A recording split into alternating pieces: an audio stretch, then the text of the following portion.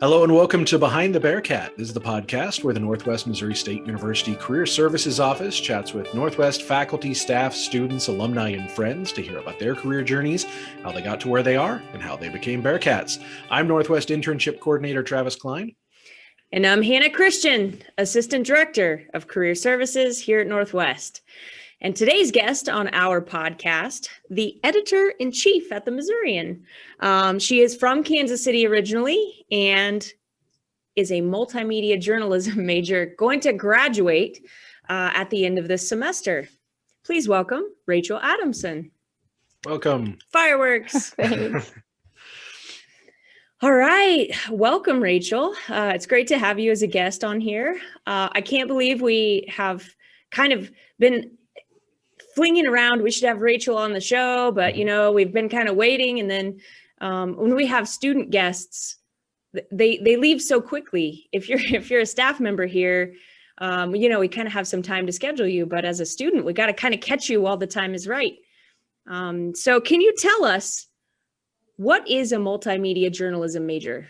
What does that encompass? Yeah, well, thanks for having me on the show.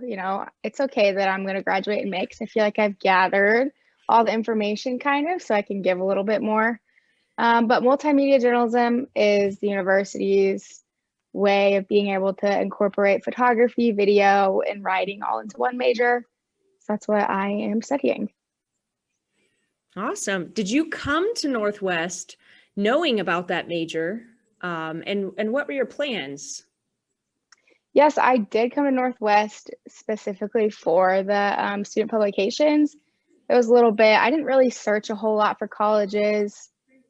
My sister was going here. She's my twin, so she was coming here on a running scholarship and heard really good things about student publications. So I applied to work for the newspaper and the yearbook both before I even visited. And so my first college visit technically was just job interviews.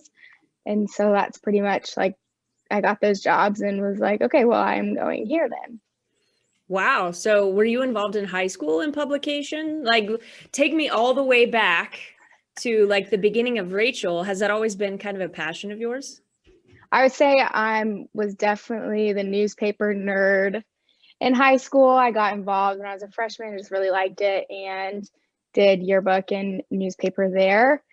And then decided to do that in college. My newspaper advisor gave me a lot of crap for, picking Northwest over Mizzou, but so I learned about it and really started enjoying it in high school. Oh, this is fascinating. So once again, let's stay back there in young Rachel land. It's a career-focused show. So can you tell us, as far as work, getting paid for work that you were doing, what was your very first job? Oh gosh, I guess I do have a firing story similar to Andrew's because, well, my first job, side note, my dad owns a family campground in Southwest Missouri. So I've always kind of worked there, but not working for my parents. My first job was at Scooters Coffee in Gladstone. And I also work at Scooters in Maryville now, but I did get fired from that Scooters for not going to a mandatory meeting, but I was in high school. I think a sophomore, so pretty young. Yeah, some of us, we take those hits, you're a sophomore Learning in high experience. School. Yeah. But I remember the last thing my manager said. She was like, if you miss this meeting, you're never going to be able to work for Scooters again. And I was like, okay, that's fine. There's a ton of coffee shops, ton of other jobs. And then they didn't even question it when I applied to the Maryville one. So I don't really think they communicate like that, but That's a pretty high level of communication to coordinate that across all branches, franchise-wide. Right. All the Scooters blacklist. Rachel Adamson on the Scooters blacklist. Your picture's up in the back room of everyone across the country. So missed mandatory meeting. Yeah. So talk to me about working at Scooters though. What did you do and what did you learn as a young employee? You really just made coffee drinks. And I think at that time, I don't really remember a whole lot about the actual job I was doing. I just remember the girls I worked with there and thinking they were all so cool because they were older than me, and just kind of looking up to them a little bit. And I was, I think, the youngest employee that they had there. So I really just remember talking to them and one of them being like, oh yeah, I'm going to a concert tonight with one of my friends. Like, I was like, oh, is your mom going or your parents going with you? And she's like, absolutely not. So I don't know. I just remember just learning about them and talking to them a whole lot was what I really liked. I didn't stay there for too long. I was there for, I think, 3 months. I did swim and track and stuff in high school. So it was hard to balance both. Sorry. So once you quit Scooters, where did you go from there? Sorry, I had to put my phone on Do Not Disturb. I think I didn't have another job in high school until I went to college. I just would work. Oh, that's not true. I worked as a lifeguard over the summers. I didn't get another job during the school year, though. That counts. Yeah, that's an important job. It kind of seems like it doesn't. You're just sitting by the pool all day. Right, unless you have to save someone's life. You really feel like you're just sort of an accessory, right? Yeah, yep. So that's what I did after that. I'm always interested, sorry, when we talk to journalism students, was writing something you've always enjoyed doing? Because I think journalism students take for granted that they like to write, and that's something that a lot of young people really, they don't do well and they're afraid to do, and, you know, just to be able to do it. So is that something, you know, like in high school, you know, you got involved with the yearbook and the newspaper. Did you always like to write, or is that something that you kind of you like the idea of journalism and then the writing was another part of it? Yeah, I think that's interesting too. I don't think a lot of journalists consider themselves writers in some ways, but I have always really liked writing. I remember my mom giving all of my siblings journals when we were little and just wanted us to kind of jot down what we were doing with our days. And so it was just fun to do that. But I also really liked the journalism aspect of talking to people and gathering information. And I don't think I really enjoyed the writing portion of it until I got to college. So just jump back to, you were interviewing for jobs at the paper before you even really visited campus, right? So how did you prepare for those, and what jobs did you get?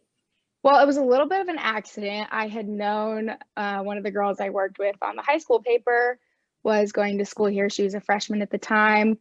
And she had just sent me the links through the university's website. And so I had applied, and I think both of them, well, the newspaper editor thought that I was currently a freshman in college and going to be a sophomore. And so he was like, oh, you know, just show up at 11 in the basement of Wells. You'll be fine. I was like, okay, got it. Like, I'll be there. And so he didn't know I was going to be a freshman until about halfway through the interview. But then was like, you know, you've been doing it since high school. You've got a pretty good portfolio just coming from high school. You know, it's not, looking back, it wasn't good, but he thought it was good enough for the job. So that's kind of what happened there. You found the Wells basement. So that's kind of step one right there, right? So right. I had no idea what he was talking about. I think my friend ended up walking me there, but little did you know you'd live there when she came to college. I know. Yep. So what jobs did you get hired for there that first semester? Right. I got hired as a news reporter for the newspaper and then a photographer for the yearbook. So what types of, as a freshman reporter, what types of things, how did you approach that? It was really, I would just get assignments from my news editor and go from there. I think my very first assignment was writing about, you know, the dorm halls they just started the competition and all the logos for Milliken and Dietrich and HP and doing all of that stuff. So I just started writing about that. And then I believe my second story or third story was about this fraternity that was coming back to campus. It was supposed to be like a 2-3 week project I was working on, but then the editor was looking through, you know, the pages and what ads had been bought and stuff like that, and saw that this fraternity had taken out a full page ad and they were coming back and we had no idea. And so that was rushed up 2 weeks. And I would say that was the first time that I was sitting there I think I'm in too deep. I'm a little far in this. I don't know if I can handle it. But they were really supportive about it and helped out a lot. So that's the biggest thing I remember, being a new reporter to the newspaper, not the yearbook. I think that's pretty rare to be able to jump right in first semester you're here, and like you say, your second story was kind of a crunch one. So, I mean, what a better way to learn than to be thrown into the fire and Right. I Just mean, do I it. read back on it and it's a little cringy, but I did it. So Oh, yeah, it always looks cringy. You should see us in our podcast episodes. I look Cringy, back at stuff I wrote cringy. yesterday and cringe at it. So I feel like I'm 40 years old. So yeah. it just So, never goes away. so what'd you do? So how have you progressed? You're now the editor-in-chief. Tell us about kind of the progression of going from newbie reporter to now senior editor-in-chief. Yeah, I think I was always more focused on the newspaper aspect. And yearbook was just kind of fun to get my creative side out in photography. So after I started getting more involved with the newspaper, I kind of got less involved with the yearbook. And I stopped working for them after my sophomore year was over. But so I worked alongside the news editor quite a bit. My freshman year, my second semester freshman year, I believe it was, I got kind of promoted to assistant news editor because she was graduating when I was going to be a junior, and they wanted me to have some time. Nope, when I was going to be a sophomore, sorry. They wanted me to have some time to be able to sit under her wing for a little bit and learn from her. And then, so I did that all sophomore year as news What editor. types of things, Yeah. what types of things did you learn sitting under someone who's doing the job? We really had a pretty good relationship wherein she would make these edits and I would go back and miss something and she'd be like, this was the edit I made, you missed it. So just learning things of, small details that you don't really think matter a whole lot unless you're trying to put yourself in the mind of the reader. And then also just communicating with other reporters on staff was a big thing I had to learn about, because it's kind of funny. I always say it's a little funny in mass communication that we're really not that good at communicating with each other. So learning that and still learning that was really started when I was sitting under her. Tell me about that. So how do you communicate with your reporters? We have kind of moved a little bit since the pandemic started. I'm like I always struggled to remember, how did we do this? Pre-pandemic, it was all just mouth to mouth, like verbal communication. Nothing was really taken down, no notes or anything. And we would all just be in the newsroom all the time, just talking, communicating with each other. And once the pandemic hit, it was like, gosh, how do we do this? Guess we can use Slack or GroupMe, but yeah, so now we just sit in the newsroom and message each other on Slack. It's a little bit different. Slight difference. Mm-hmm. Yeah. So what does the editor-in-chief of the paper, so what does a day look like in the life of editor-in-chief? Well, I can give you my Monday since we're on a Monday. Sounds great. So I also work at Scooters, and I open on Monday morning. So I've been up since 4, and then no one really gets coffee, it'd be no one really shows up till 7 a.m. or so at the coffee shop. So I have like a couple hours in the morning to get things prepared. We set up our Trello board, which is just a project management board. We do that 2 weeks out. And then I sent a lot of emails this morning, just communicating staff changes, because we're in college and everyone kind of quits and gets other jobs, or we hire new people and have a lot of positions moving around constantly. So sending a lot of emails between our advisor and staff, and just communicating with the section editors, talking about we have practicum tonight. Mondays is when we do a lot of our planning for the paper. So we have some big meetings this evening that just needed to be communicated on. So that's what I did for about an hour this morning while no one was at Scooters. And today we have our practicum and content planning. So just a side note, if I'm a freshman and I'm coming in, there's some jobs available. Maybe if I'm interested in taking pictures or working for the paper, or you guys constantly have openings, right, to fill if I'm interested in that kind of work? Yeah, it's kind of like there's 2 ways really to get involved with it. There's a practicum class, which is kind of the prerequisite to work for the paper, but it's not required. And I'm kind of an example of it's not required to take practicum before you're hired on. So you can either take the practicum class and get class credit for it, or work for the paper, and those applications open up every semester. Good And to for know. those listening who aren't familiar with the Northwest Missourian, I encourage you to check out the website. It's not just a school paper. It is, it's a really high caliber, nationally recognized college paper, in fact. So you guys always win a bunch of national awards and individual reporters and paper overall. So it's a really high quality publication as well, not just a school paper like a high school newspaper necessarily. It's a whole different level at Northwest for the New Missourian, especially, I would say. Which leads me actually to a question that's not career related, but the Missourian keeps showing up in my driveway. Talk to me about that. Yes. And I love it. Gosh. I am loving this. It's old school paper boys is what we are, it seems like. So last semester, well, we stopped printing when the pandemic hit because of all the uncertainties of, are we going to be able to come on campus and that kind of stuff. And then we spent all of last semester being digital only. So as a way to reintroduce print and make sure everyone was like staying on track with what we're doing and that they know, hey, we're printing again. We came up with the idea to just throw them all into people's driveways. And it stemmed from the last print paper we had back in March 11th when the pandemic first hit and campus was closed. We had ordered all our newspapers and there were no students. So we were like, what are we going to do with 2,500 newspapers? And so we spent, I'd probably say like 6 hours rolling the newspapers, putting them into the bags, and then throwing them all around the city with kind of no direction. There was like 6 of us doing it compared to 20 of us doing it now, because that was just who was left on campus then. So now our printing press, the news press, they bag it for us, which is way better because our hands were stained, the desks were stained, it was a mess. So they bag it for us now, and then we have routes. We have about 23 routes, and everyone does one on staff, and they just drive and throw them to the community members. Have you gotten feedback about this? Yeah, Any feedback at all? We've gotten both on both sides of like, do not throw this in my yard ever again, to, hey, we're so glad print is back, and now it's just in my doorway. I don't have to go on campus or to the gas station to get it. Awesome.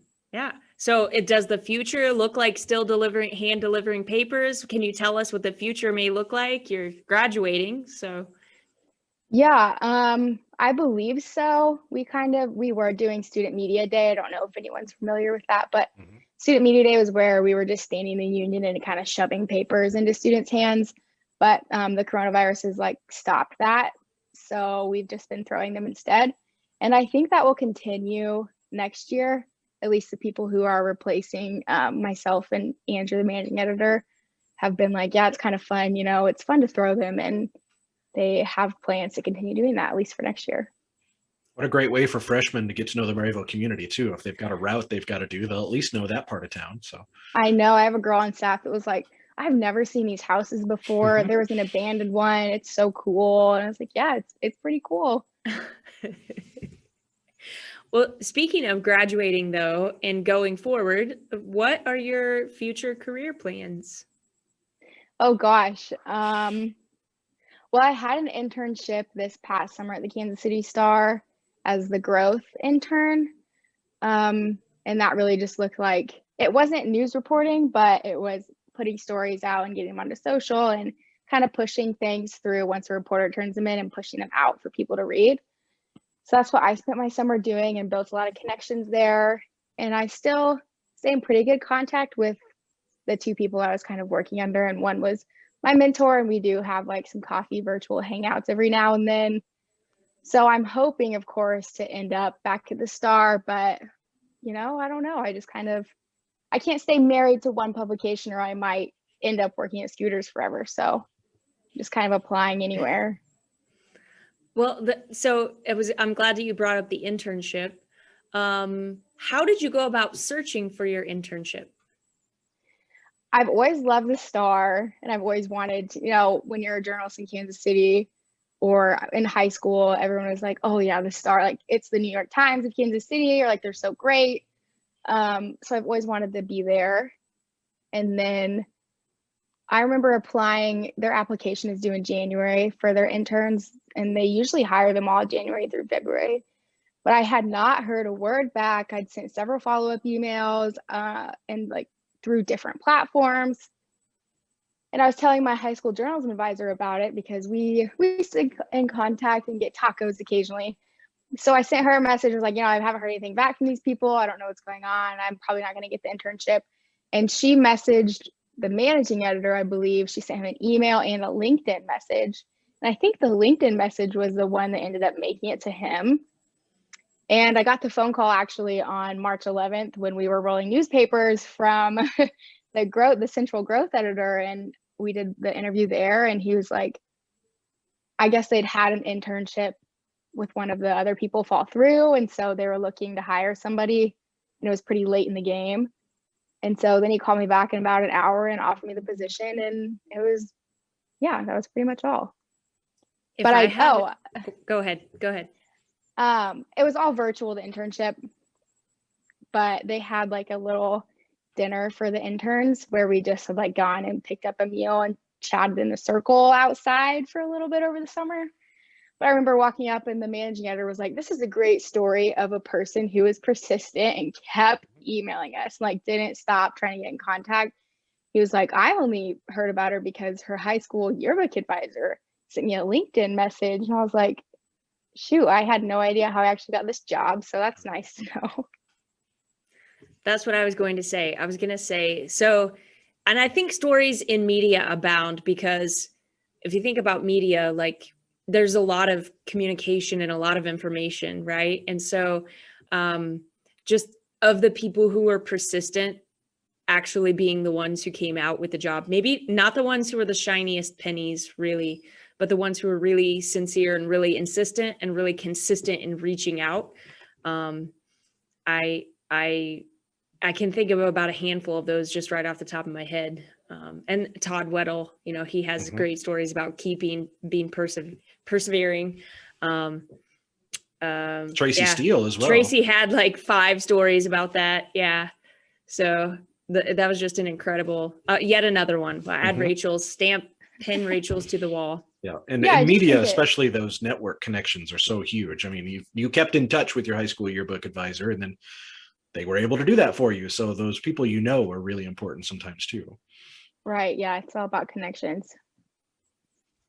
So, Rachel, what does it mean to you to be a Bearcat? Oh gosh, I've never thought about this question. I knew you were going to ask me it. I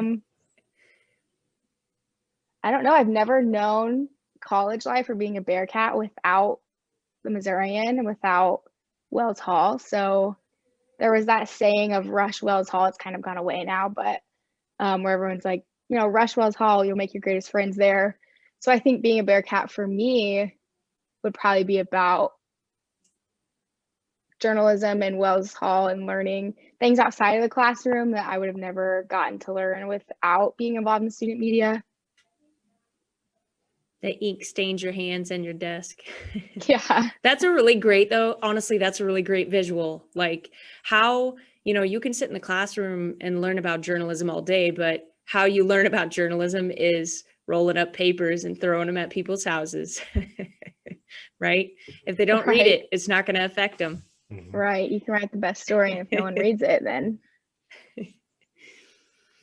Well, do you have any wisdom or words of inspiration if I'm an underclass student and I looking to try to find a job on campus, or if I want to work in media, anything to help me kind of get a leg up there? Yeah, I think just be persistent, like we were just talking about, get involved, but you don't have to get involved in everything. If you like something and you like less of something else, like it's okay to step back. And I kind of learned that the hard way, but just getting involved in, everyone is supposed to get their degree in journalism, and it's the work that you do outside of your journalism classes that's going to get you noticed. So I would just say, do what you can, especially in Maryville, where there is a lot of reporters in journalism already being done, to try and come up with something creative and do your own thing. That's good advice. Absolutely. Well, thank you. The Missourian, like I say, is a beacon of hope in Northwest Missouri. It's, every Thursday, it's like I hate Thursdays except for the paper. I'm always excited to read what's in the Missourian. So thank you for for helping to contribute That's to true. that for the last 4 years. That's true. I love it too. Well, that's very And I was kind of you super guys. excited. You know, another point of feedback, like I was super excited to see it showing up in my driveway. Me too, Like, yeah. that makes me so happy. Well, good. I'm glad you guys like it. It's a lot of fun to throw them. So also at the end of the show, a wide open space for you to share what's on your mind, rant, talk, whatever. It's open for you. Okay, well, maybe some other advice that I have is if you guys haven't seen It's a Beautiful Day in the Neighborhood and you're going into journalism and you're kind of lacking inspiration or something, you should go watch that movie. That is great word of advice. That's my advice. Absolutely. When I was on the phone interviewing for the internship at the Star, I think that's what got me the position, because he asked me, why do you want to go into journalism? And I quoted a quote from that movie about how you get the rough draft of history and everything else is rather boring. It doesn't really seem like living at all. And he was like, oh, wow, that's a good quote. And he said, I'm a little bit speechless. I need a moment to like recuperate and come up back with more questions. But anyways, that movie is really inspiring, and I do think that's what got me an internship at the Star. It probably didn't, but I think that it did. It didn't hurt anyway. It was a good bit. It was a good bit of motivation and inspiration. It was a good conversation piece, yeah. Yeah, if you can make an interviewer speechless, that's usually a pretty good sign. We both do. We do lots of interviews, Hannah and I both, through our job here at Career Services. And yeah, when that happens, that's always a good sign. So. All right. Well, thank you for being a guest on our podcast, Rachel. Best of luck to you as you graduate, and let us know when you get that job. I'm hammering. I'm working on the placement report right now. This maybe is my wide open space. And we love to hear where students end up. I think maybe students don't realize we work so hard for 4 years to help you get internships and resumes. Like, let us know when you get that first job. We love hearing about where students end up, in their first job. If it's at the Star, if it's at another publication, we would love to hear that. We would love to celebrate you. Yeah, thank you. And thank you guys for having me on the podcast. Absolutely. Awesome. Take it home, Travis. Yeah. Well, that will do it for another episode of Behind the Bearcat, and we'll talk to you next time. Hey guys, we hope you enjoyed that episode. Don't forget to follow on your podcast platform of choice and on YouTube. Also, click the little notification bell on YouTube so you never miss an upload. And you can follow us on social media on Twitter, Instagram, and we have a LinkedIn page.